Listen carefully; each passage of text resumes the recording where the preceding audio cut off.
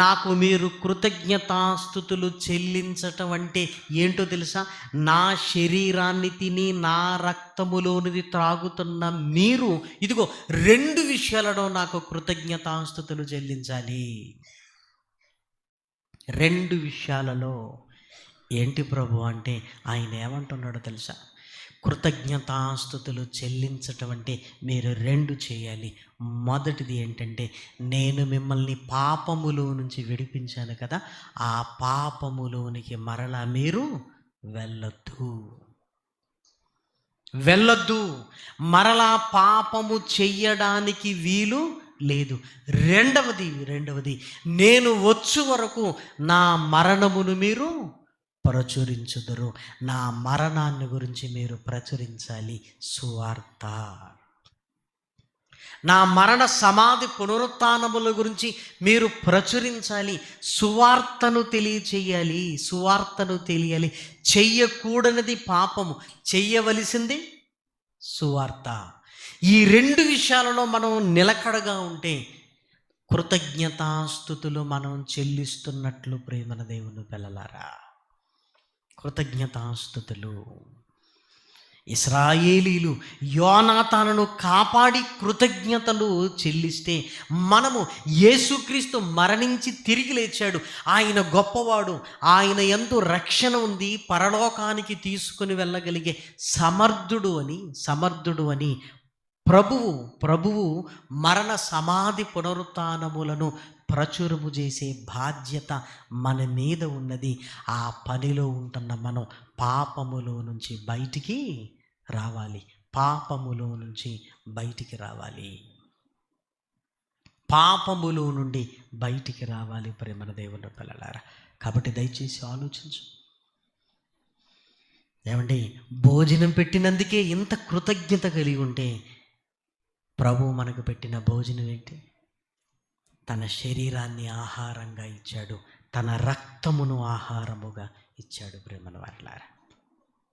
ఇశ్రాయేలీలు రక్తముతో దానిని తినటం పాపం, కానీ ఈరోజు యేసుక్రీస్తు శరీరాన్ని, యేసుక్రీస్తు రక్తాన్ని తీసుకోవటం మనకు అవసరము.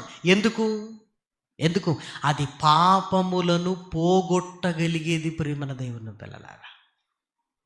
అది పాపము నుంచి నిన్ను విముక్తుని చేసేది ప్రేమన దేవుని పిల్లలారా. కాబట్టి ఆయన రొట్టెను తింటూ, ఆయన రక్తమును మనం సేవిస్తూ మరలా పాపములోనికి వెళ్ళి లోకపు పనుల్లో మనం ఉంటున్నాం అనుకోండి, ఇది కృతజ్ఞత చెల్లించినట్లు కాదు.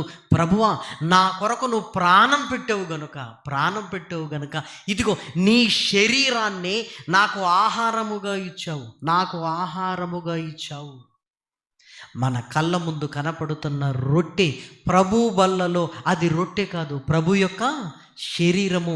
మన కళ్ళ ముందు కనపడుతున్న ద్రాక్షారసము ప్రభు బల్లలో అది ద్రాక్షారసము కాదు, ప్రభు యొక్క రక్తము. ఆయన శరీరాన్ని తిని ఆయన రక్తాన్ని తాగుతున్నావంటే నీ పాపములో నుంచి నువ్వు బయటికి రావటానికి నువ్వు ప్రయత్నం